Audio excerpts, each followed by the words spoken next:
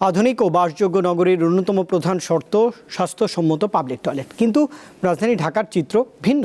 প্রয়োজনের অর্ধেক সংখ্যক পাবলিক টয়লেটও নেই এই শহরে। ফলে ফুটপাত, রাস্তা কিংবা অলিগলি পরিণত হয়েছে উন্মুক্ত শৌচাগারে। এতে নষ্ট হচ্ছে নগরের সৌন্দর্য এবং পরিবেশ। হাতিরঝিলের পশ্চিম প্রান্ত থেকে কারওয়ান বাজার রেলগেট পর্যন্ত রাস্তার চিত্র এটি। রাজধানীর অন্যতম ব্যস্ত এই এলাকায় সকাল থেকে রাত পর্যন্ত অবিরাম এমন দৃশ্য চোখে পড়ে। রিক্সা ড্রাইভার, তারপরে পথচারীরা এখানেই প্রস্রাব করে। মনে হয় জায়গা জায়গায় পাবলিক টয়লেট দিলে প্রস্রাব ব্যবস্থা করলে গেলে সব থেকে ভালো হয়। টয়লেট নাই বিধে আমরা যেখানে সেখানে প্রস্রাব করতে হচ্ছে।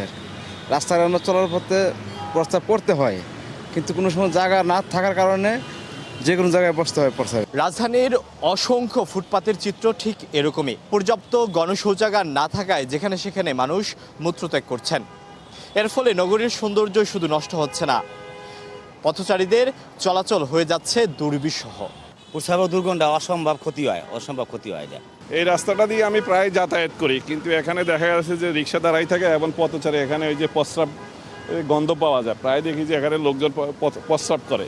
ঢাকার দুই সিটির কোনো এলাকাতেই প্রয়োজনীয় সংখ্যক পাবলিক টয়লেট নেই। যেগুলো আছে সেগুলোর মান নিয়ে রয়েছে প্রশ্ন। কোনোটার দরজা ভাঙা, কোনোটাই নেই পানির পর্যাপ্ত ব্যবস্থা। ভেতরে গেলে সৃষ্টি হয় দম বন্ধ হওয়ার অবস্থা। অনেক খোঁজাখুঁজি করার পরে একটা পাবলিক টয়লেট পাওয়া যায়, ঠিক আছে। প্রত্যেকটা মশায় যদি একটা পাবলিক টয়লেট হইতো তাহলে আমাদের জন্য ভালো হতো। পরিচ্ছন্নতা নাই, ঠিক আছে, ভালো না, ঠিক আছে। যে এটা পাবলিক টয়লেট, এরকমভাবে পাবলিক টয়লেট আসলে অ্যাকচুয়ালি ঠিক না, ঠিক আছে।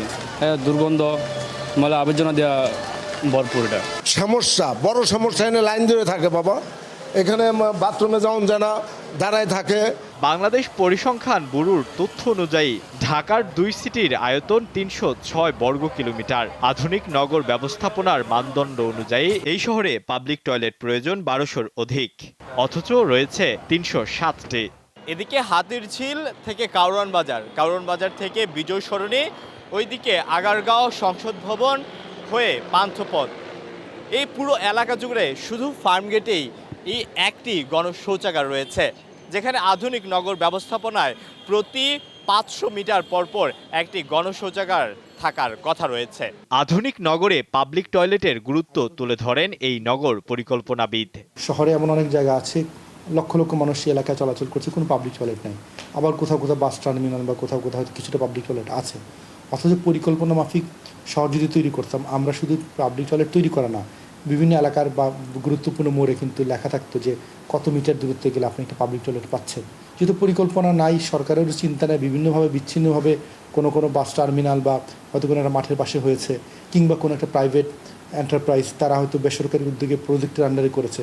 কিন্তু পরিকল্পনা মাফিক ওয়ার্ডের কত মিটার দূরত্বে থাকবে, কারা কারা অ্যাক্সেসিবল হবে, এটাকে মানে আমাদের তার লোকেশনটাকে স্পেসিফাই করা, এই যে নগর পরিকল্পনার ধারণা, এইটা পাবলিক টয়লেট নিয়ে আমরা সেভাবে দেখি না। পাবলিক টয়লেট ব্যবস্থাপনার বিষয়ে ঢাকার উত্তর ও দক্ষিণ সিটি কর্তৃপক্ষের সঙ্গে যোগাযোগ করা হলে কেউ কথা বলতে রাজি হয়নি। আলোয়ান খান, দীপ্ত সংবাদ, ঢাকা।